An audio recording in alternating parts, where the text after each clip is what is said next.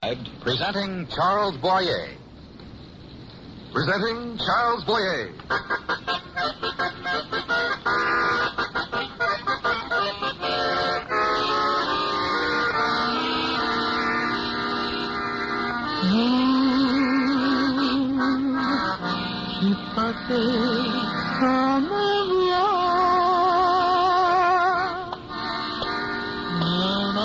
Hello, my dear.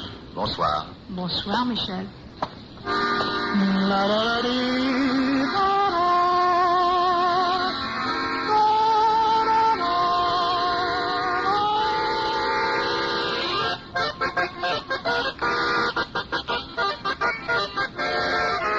National Broadcasting Company takes pleasure in presenting a new series starring Charles Boyer as Michel. And who is Michel? Well, that depends upon what day you meet him. On Monday, he may be the Duc de Beaugency. On Tuesday, the Baron de Chambord. And on Wednesday, just Michel. Witty, charming, and hungry. His profession? Staying alive. His address? Just Paris, of which he knows every corner and cobblestone. If you want to make sure of locating him, ask a pretty girl. She will probably sigh and point to a fashionable restaurant on the boulevard, such as the one he's entering at this very moment.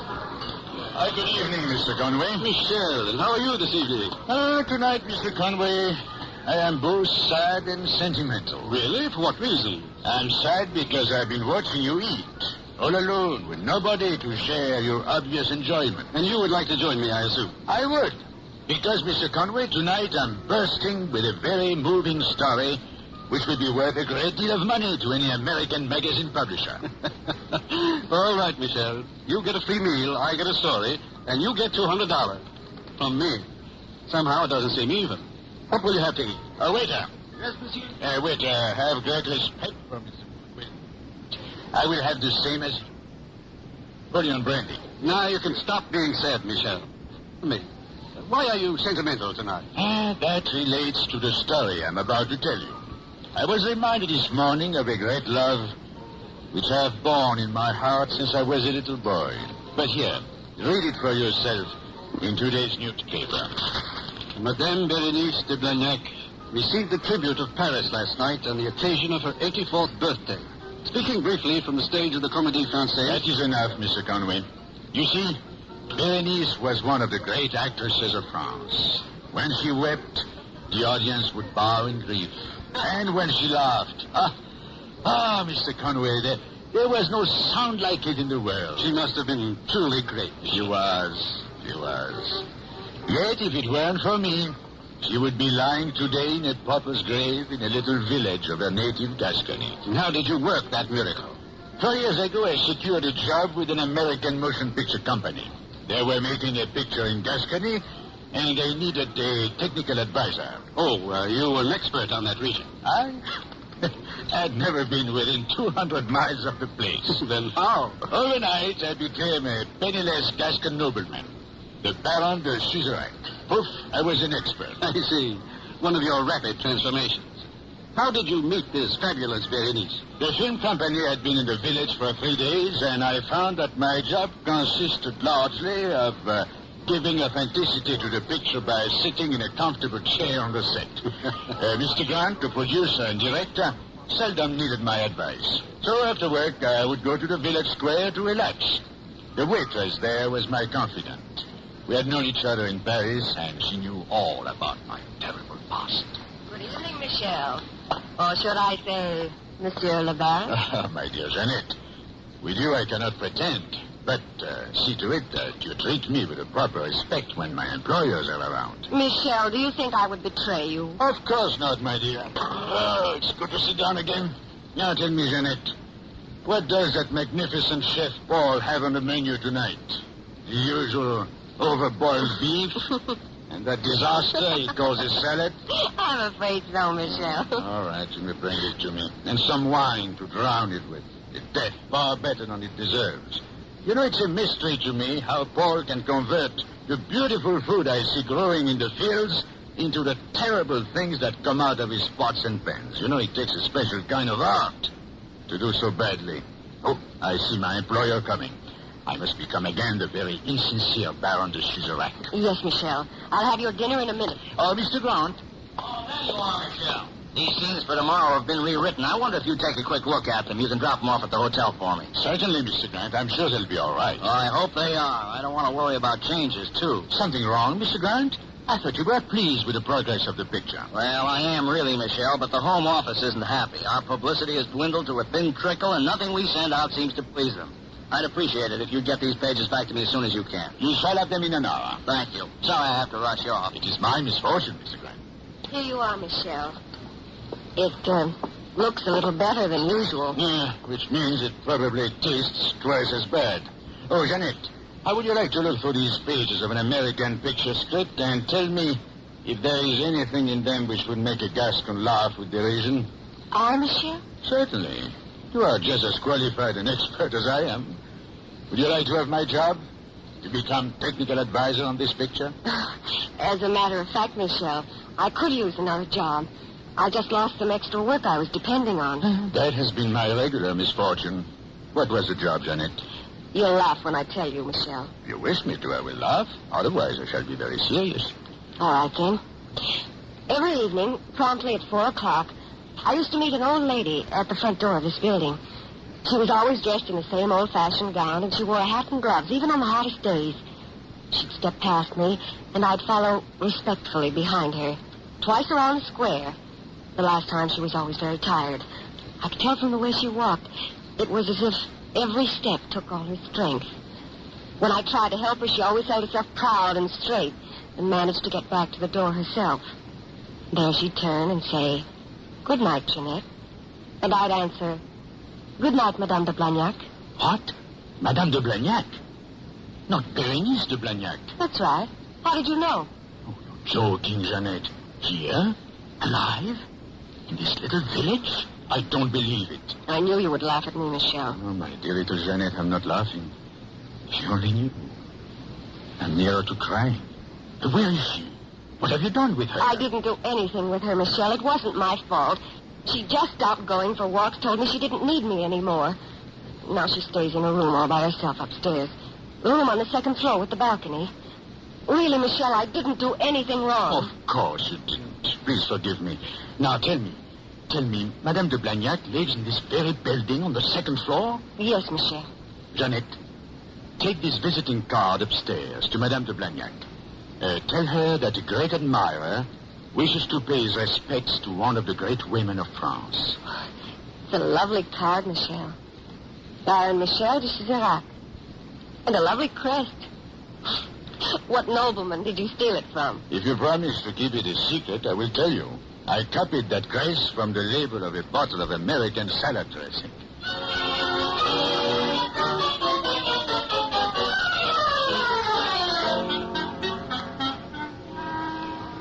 Well, until Jeanette brought me the answer, Mr. Conway, I lived in the agony of a possible refusal.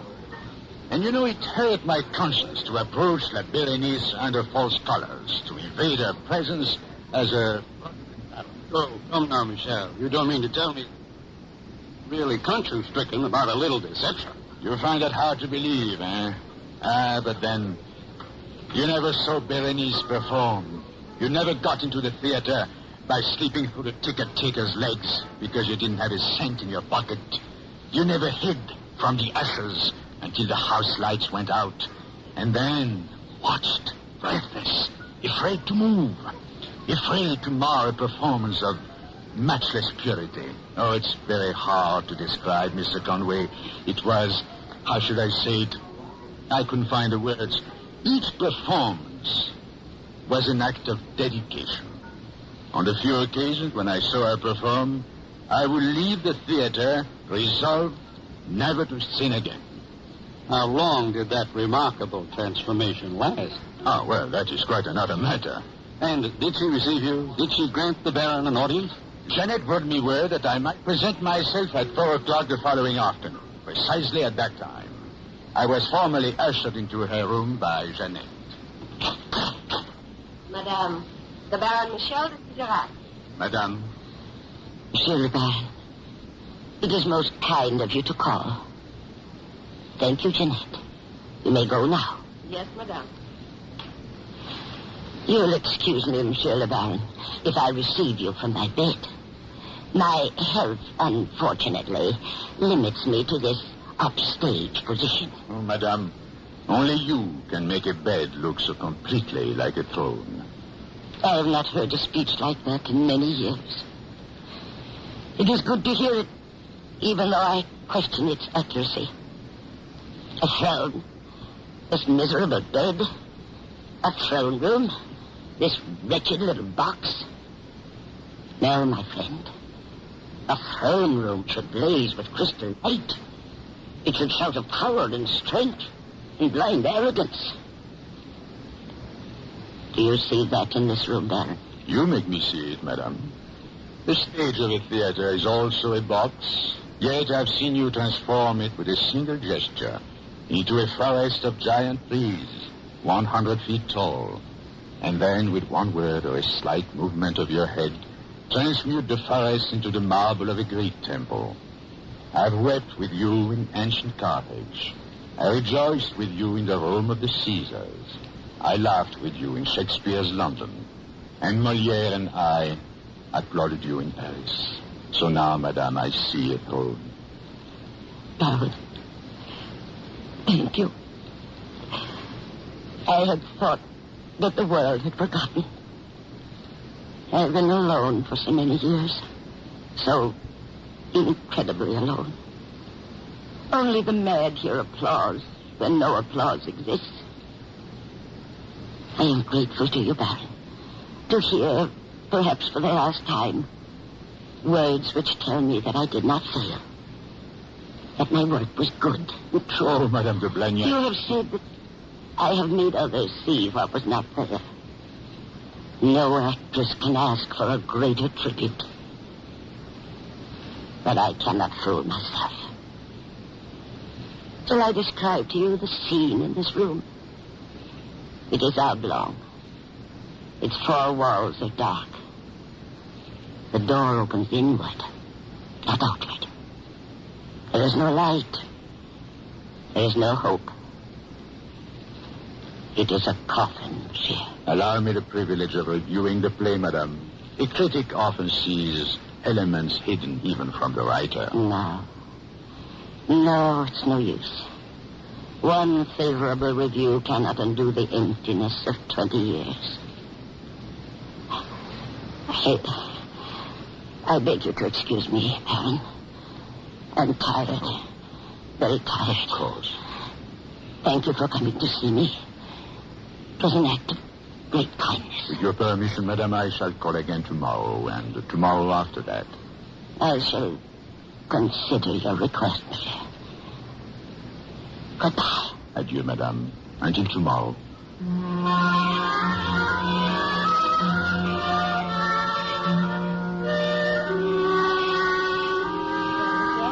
Was your visit a success? It took me deep into a strange region, into a land of shadows. How long has she been like this? It was a week ago that she stopped going for walks. She hasn't been out of her room since then. What does she say to you? What does she talk about? Well, she really doesn't talk to me, Michelle. She's very formal, and I don't know what to say to her. She seems to be from another world. That's right, Janet. A world inhabited by different people. You spoke another language. Does anyone come to see her? No. Nobody, Michelle. Except, of course, Dr. Rougier. Dr. Rougier? Our village doctor. He usually comes to see her in the morning. They sit and talk. Of course, the doctor. Tell me, Janet, where is Dr. Rougier's office? Right across the square. Why? Are you sick, Michelle? In a way, little Janet. In a way.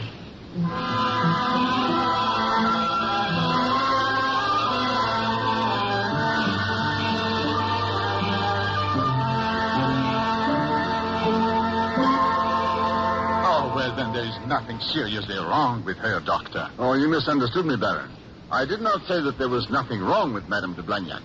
It is true that you could not see her sickness under a microscope, but she is a very sick woman. In the early days of medicine, Baron, a learned scholar wrote a book entitled The Anatomy of Melancholy. Perhaps you can find the answer there. I understand, Doctor, but What is the cause of this disease? It has a beginning and it must have an end. In 3 days, Berenice will celebrate her 80th birthday. But how? As she once celebrated it? With the stage crowded with her favorite roses and a champagne party after the performance? Oh, no, monsieur. Berenice has been forgotten by those to whom her name alone once meant romance. 1 week ago, she took to her bed and informed me, her doctor and friend, that she would never set foot on the ground again. Oh, no, this cannot be. She must go away. Back to Paris, perhaps. I tell you this in all confidence, Baron. Madame de Blagnac is completely without funds. It is hard for me to say this. I have been secretly paying her small bill at the pension myself. Oh, I see. I am a doctor. My powers are limited. Normally, Berenice could live for years more. But this way, nature has a way of punishing those who give up too soon. Well, then, she's dying, Dr. Rougier? I'm afraid so. And I am powerless to help.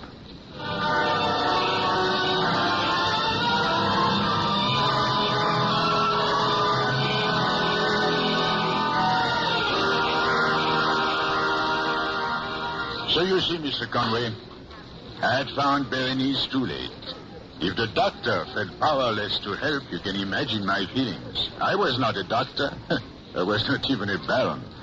The most extravagant thoughts crossed my mind, but they were not very practical. For some things, there is no practical solution, Michel. You are wrong, Mr. Conway. There is a practical solution for everything. But there is also sometimes a romantic one that is better. Unfortunately, however, the romantic method usually costs money. And about money, one must always be practical. So the best approach is to be practically romantic. Or should it be romantically practical? Was that the way you solved it, Michel? No. My solution was completely romantic. You see, I had to act very fast, because when I called on Madame de Blagnac the next day, she returned my card with a message which read, Madame de Blagnac thanks the Baron de Suzerac, but regrets to inform him that she is no longer receiving anyone. Ah, the crisis had arrived. Precisely. The crisis was at hand. I spent 2 hours in agony. 2 hours in which I made and rejected 1,000 plans. And then I went to see Mr. Grant, my American employer, on the picture set. Oh, John, no, not there. Hold up front. I want a dolly shot if you come out of Chateau. Look, Michelle, I'd like to do it, but we're behind schedule and over budget, and that's a fatal combination. Look, Mr. Grant, it would only take 1 hour of the company's time. I'd attend to all the rest. Yes, but flying in all that food and the flowers, when the studio sees those items on the budget, they'll really blow their tops. Now, excuse me a minute. Lay that track out further. That's it right there, Joe. I'm sorry, Michelle. Where were we? We were talking about money, Mr. Grant. I should have guessed that myself. Look, Michelle, I want to do it. I had no idea she lived here in town until you told me, but how can I justify it? It's a wonderful gesture. Yes, and it solves your publicity problem. It does? How? Look, if you inform the newspapers right away, you will be flooded with reporters and photographers. Huh? You will be submerged in newspaper clippings with headlines. American Motion Picture Company takes time out from work to pay tribute to great French actress. Just think of that, Mr. Grant. I wonder. Well, maybe you're right. Yes, it would make a very good story, Michelle. Of course it would. The publicity would be worth a fortune to the studio. Are you sure you can do it, huh? Because I can't give you much time or help. You'll round up the people from the village and get them to square on time. Certainly. And you'll definitely get her to appear? Definitely. All right, Michelle, you win. I appoint you producer, director, and anything else you think necessary. Ah, Mr. Grant, if I had the proper influence, I would make you a member of the Legion of Honor.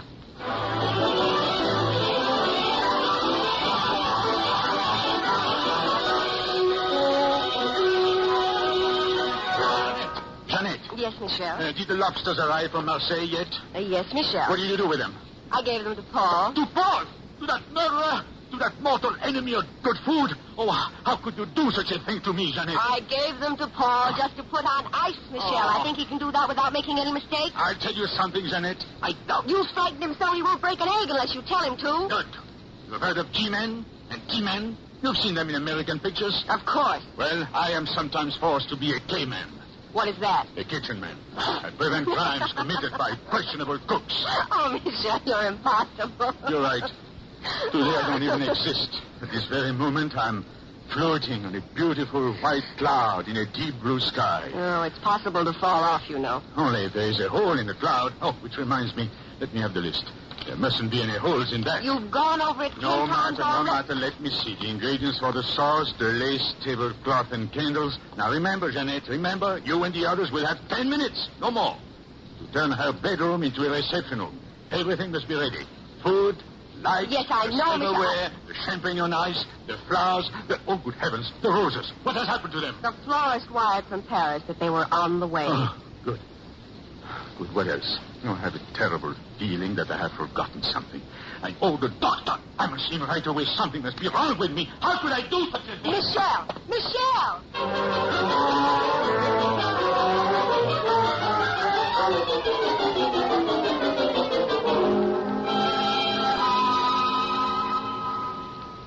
This is a very elaborate medicine you have compounded, Baron. There are many ingredients. I hope it works better than anything I have prescribed. Oh, but it will. It will. And you have reserved for me perhaps the most difficult role, to prepare her without her knowing for the operation. That is right, Dr. Rougier. Tell me, do you know Corneille's Le Cid? Every French schoolboy knows the Cid, Baron. Of course. Well, tomorrow, her birthday, you will go to her room at 5 o'clock and ask her, as a special favor to you, to fix her hair as she once did when she played the part of Chimène so gloriously. When she's ready, you will open the casement window to her room. I will be waiting on the square, and I shall do the rest. I am not a very good actor, Baron. Tomorrow, Doctor, tomorrow you must be inspired.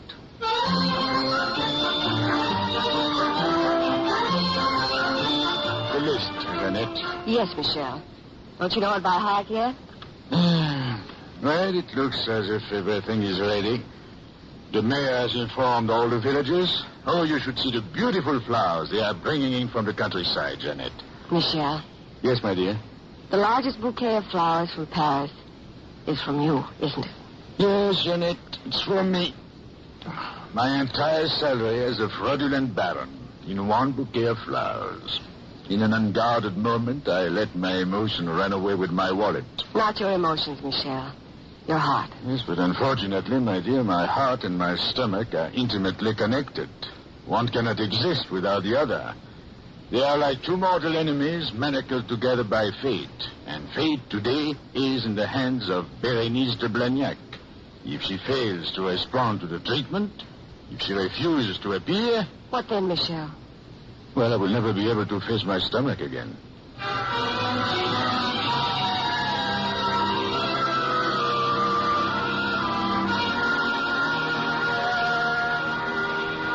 They're still coming. Now, why is it, Mr. Grant, that a certain portion of the audience always arrives after the first act curtain goes up? I don't know. And what's the matter with that doctor? What is he doing up there? Why doesn't that window open? I'll never be able to go back home if she doesn't come out, Michelle. Oh, Mr. Grant, please don't say such... The window! It's open. All right, Michelle. You're on. Up that trellis to the platform by the balcony. I'll go around to her room, give a hand there. Good luck. Oh, thank you. Thank you very much. Go ahead now. Chimène. Chimène. It is I, Rodrigue. Is Roderick in my house? In my eyes, see? What does the meaning of this between you about? This people, all these crowds. Go on, madame. Your line. It's too much, Michelle. My voice. Berenice, your audience is waiting. Ah, yes. What would you hear, Rodrigue? My life I offer. Accept, if it please you, the full measure of my devotion. Ah, Roderick, wonderfully does my changing heart defend thee. If my unhappy mind cruel has seemed, 'twas but in despair, and not with blame for thee. Nay, I am not thy judge. The sight of what I love sweeps away the anguish of my tormented soul.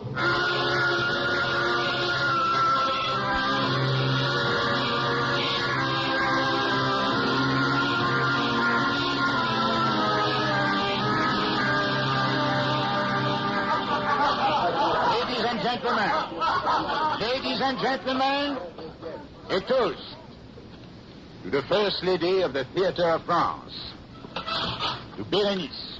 My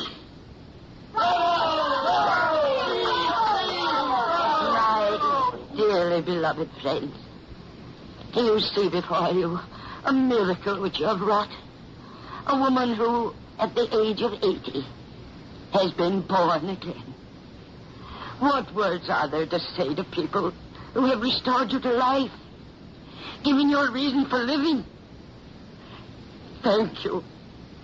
1,000 thanks from the depths of an old woman's heart. Madame de Blagnac, you owe us nothing.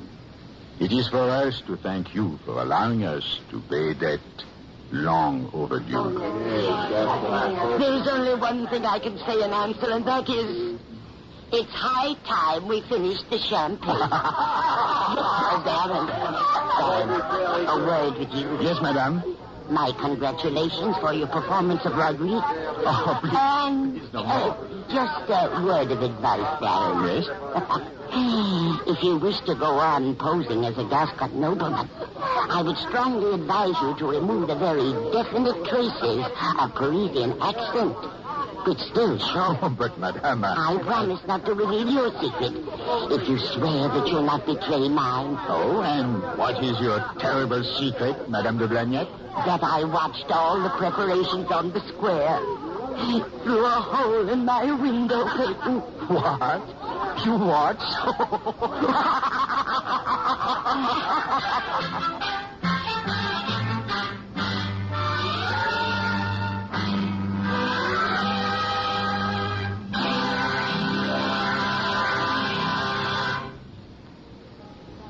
And that was it, Mr. Conway. The event did get a great deal of publicity, and my employer, Mr. Grant, was very pleased. What about Madame de Blagnac? Did she ever go back on the stage? Oh, no. She was happy to stay in the little village where the people take such good care of her. Once a year, on the occasion of her birthday, she travels in state to Paris and appears on the stage of the Comédie Française to receive the tribute of the city. A very beautiful story, Michel. And did you ever revisit Gascony? No, Mr. Conway, because shortly after that, well, I became involved in a surprising adventure in which I held the sailing of the Queen Mary for 7 days. Oh, I don't believe it. Tell me about it. Well, I would like to, but it's getting late. And besides, you know, that is another story. And another $200.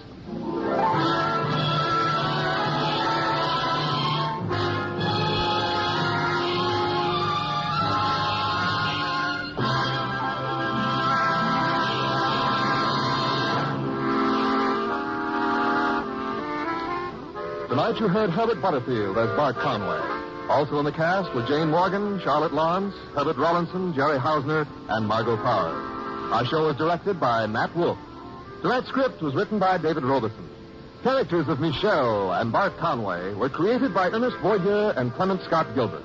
This program was transcribed. Listen again next week at this same time to Presenting Charles Boyer. Don Stanley speaking.